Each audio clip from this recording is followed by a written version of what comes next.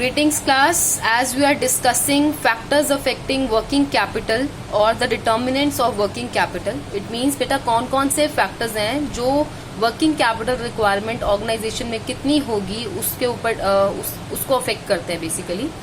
तो हम लोग डिस्कस कर चुके हैं बेटा till point number 6 we have discussed production policy. In my last video I have discussed till point number 6. Coming to point number 7, credit policy relating to sale.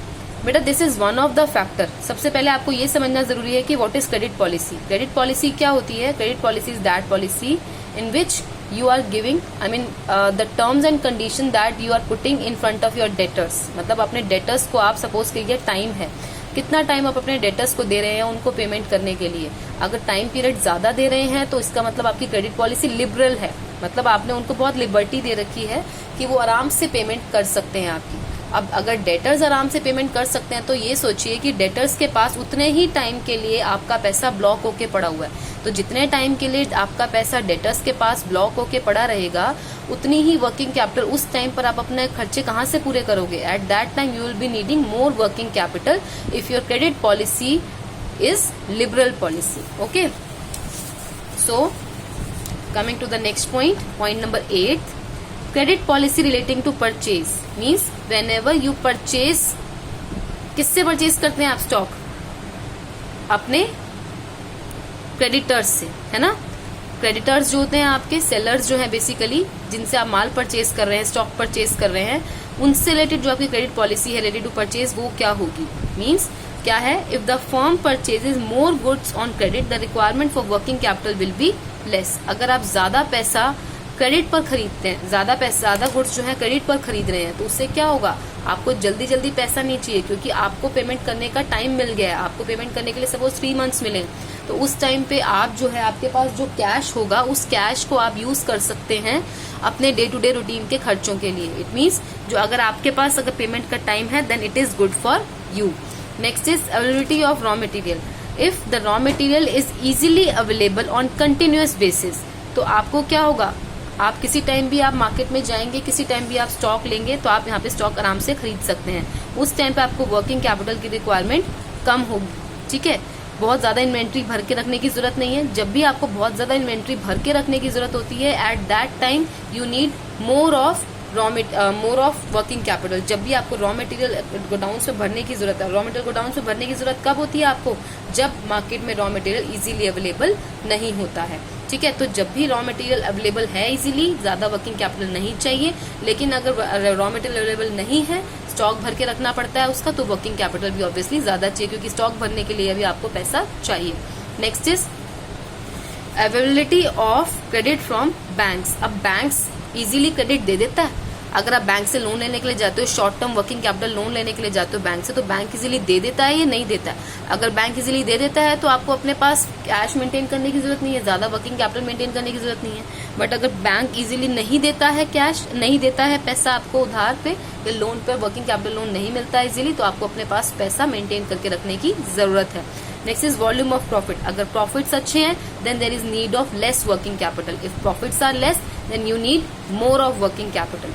Next is level of taxes. Level of taxes means अगर taxes बहुत high हैं तो उससे profits कम बचेंगे, profits कम होंगे तो आपको वर्किंग कैपिटल भी ज्यादा चाहिए अपने डे टू डे रूटीन के लिए, ठीक है। बट अगर टैक्सेस कम है तो प्रॉफिट्स ज्यादा बचेंगे, प्रॉफिट्स हैं तो आपके पास इजीली कैश अवेलेबल है, then you don't need much of the working capital. Next is dividend policy. Dividend policy means आपकी डिविडेंड पॉलिसी कैसी है? How frequently you pay to your shareholders. अगर प्रॉफिट्स होंगे तो आप डिविडेंड भी पे करोगे। अगर डिविडेंड पे आउट आपका ज्यादा है तो उससे आपके प्रॉफिट्स कम बचेंगे। Means you are distributing more as dividend to your shareholders and you are not retaining much in your business. आपके पास रिटेनिंग रेशो आपकी कम है, मतलब जो आपके प्रॉफिट्स हैं वो आप कम रिटेन करके रखते हो। प्रॉफिट्स कम रिटेन करके रखते हो तो वर्किंग कैपिटल भी ज्यादा चाहिए। डे टू डे लाइफ के खर्चे कहाँ से बियर करेंगे? तो it depends upon dividend policy also, हमारी वर्किंग कैपिटल रिक्वायरमेंट कितनी होगी। Next is depreciation policy. Depreciation policy means अगर आपका amount of depreciation is much higher, उससे क्या होगा? आपके नेट प्रॉफिट्स तो बहुत सारे वहीं पे ही खत्म हो जाएंगे, because in charging depreciation you use to write it on debit side of profit and loss account, and on right side आप उसको प्रॉफिट्स में से चार्ज करते हैं बेसिकली, है ना। तो जो डेप्रिसिएशन है अगर वो ज्यादा है तो आपके प्रॉफिट्स कम बचेंगे, प्रॉफिट्स कम है तो वर्किंग कैपिटल ज्यादा चाहिए, प्रॉफिट ज्यादा है तो वर्किंग कैपिटल कम चाहिए।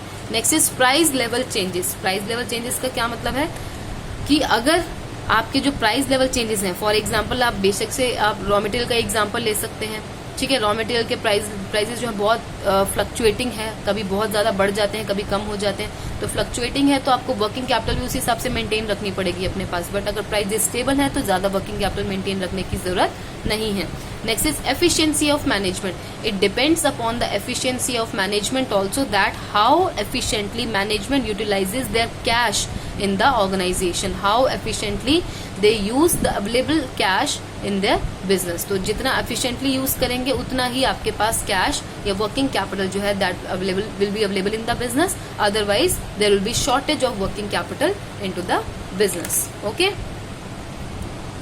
so class till now we have discussed factors affecting working capital, ठीक है, या determinants आपने पढ़ लिए हैं बेटा। next topic is what we have to study advantages of adequate working capital. Adequate मतलब appropriate amount of working capital अगर आपके पास ऑर्गेनाइजेशन में अवेलेबल है तो उसके एडवांटेजेस क्या क्या हैं। सबसे फर्स्ट पॉइंट है बेटा availability of raw material regularly. अगर आपके पास adequate amount of working capital available है बिजनेस में, वर्किंग कैपिटल मीन्स आपके पास प्रॉपर कैश अवेलेबल है बिजनेस में, तो आप क्या है रॉ मटेरियल इजीली परचेज कर सकते हैं, आपके पास proper amount of raw material regularly available रहेगा बिजनेस में। Next is full utilisation of fixed assets. अगर वर्किंग कैपिटल अच्छे से अवेलेबल है, एडिक्वेट अमाउंट में अवेलेबल है, then you will be able to utilize the fixed assets properly, क्योंकि आपकी मशीनरी प्रॉपरली चलती रहेगी। रॉ मटेरियल आपके पास है, there will be no blockage of machinery also, क्योंकि रॉ मटेरियल अवेलेबल होगा तो मशीनरी भी प्रॉपरली वर्क करेगी, रॉ मटेरियल नहीं होगा तो मशीनरी ब्लॉक हो जाएगी।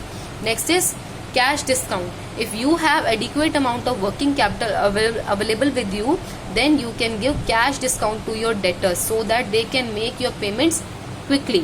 जल्दी से जल्दी वो आपकी पेमेंट कर दें। Next is increase in credit rating. बेटा अगर आपका वर्किंग कैपिटल आपकी अच्छी होती है ना, adequate amount of working capital आपके पास बिजनेस में अवेलेबल होती है, तो उससे वो आपकी क्रेडिट रेटिंग बढ़ाने में भी हेल्प करता है। क्रेडिट रेटिंग का मतलब होता है एक टाइप से रैंकिंग, ठीक है। रैंकिंग है कि जो आपके फर्म की रैंकिंग बढ़ाता है, क्योंकि इससे आपकी पेइंग कैपेसिटी पता चलती है। Means you have adequate amount of liquidity, adequate amount of working capital in your business. Next is advantages of favourable business opportunities. आपके पास जो अच्छी बिजनेस अपॉर्चुनिटीज हैं, सपोज रॉ मटेरियल किसी टाइम पे बहुत सस्ता हुआ हो और आपको खरीदना है, अगर आपके पास वर्किंग कैपिटल अवेलेबल नहीं होगी then you will not be able to buy that, but if you have working capital, adequate amount of working capital with you, then you will be able to buy it. Next is facilitates distribution of dividends. अब ये जो working capital basically facilitate distribution of dividends मतलब क्या है कि cash है, अच्छे से वर्किंग कैपिटल अवेलेबल है तो आप जो है इजीली अपना डिविडेंड डिस्ट्रीब्यूट कर पाएंगे, नहीं तो कैश नहीं होगा तो डिविडेंड डिस्ट्रीब्यूट नहीं कर पाएंगे। Facility in obtaining bank loans. अगर आपके पास वर्किंग कैपिटल अच्छे से अवेलेबल होगी ना, then bank which is giving you the loan will also see that firm has good paying capacity.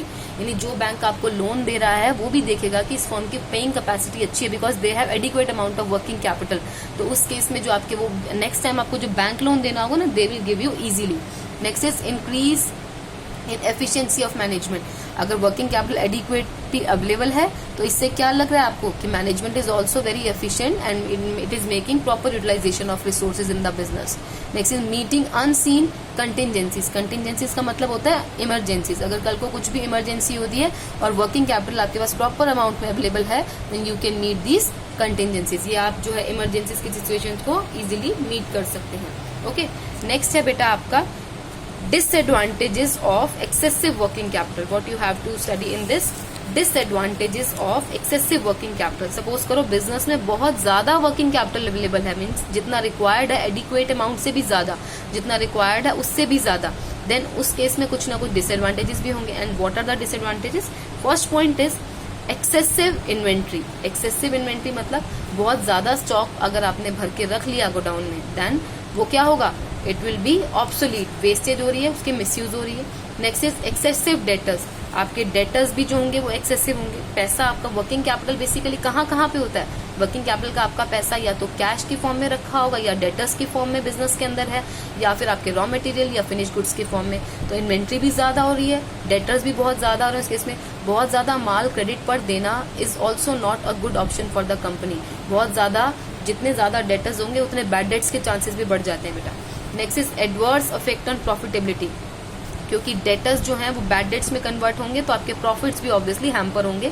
Inefficiency of management, इससे मैनेजमेंट की इनएफिशिएंसी भी प्रूव होती है कि management is also not efficient, that it is not utilising the proper it is not utilising the funds properly into the business. ठीक है, ऐसे ही बेटा एक टॉपिक और आपका दिया हुआ है, डिसएडवांटेजेस ऑफ इनएडिक्वेट वर्किंग कैपिटल। ये आप बनाकर भी लिख सकते हैं अपने आप कि अगर आपके पास बिजनेस के अंदर इनएडिक्वेट वर्किंग कैपिटल है, यानी वर्किंग कैपिटल प्रॉपर अमाउंट में नहीं है, तो क्या क्या प्रॉब्लम हो सकती है। Difficulty in availability of raw material, raw material पूरा नहीं होगा आपके पास, आप उसको अवेल नहीं कर पाएंगे, रॉ मटेरियल ठीक से खरीद नहीं पाएंगे। Full utilisation of fix assets not possible, raw material नहीं होगा तो आपकी मशीनरीज कैसे चलेंगी, तो फिक्स एसेट्स का प्रॉपर यूटिलाइजेशन नहीं हो पाएगा। Difficulty in maintenance of machinery, machinery को ठीक से मेंटेन नहीं कर पाएंगे, कैश ही नहीं है तो मेंटेनेंस चार्जेस कहाँ से पे करेंगे।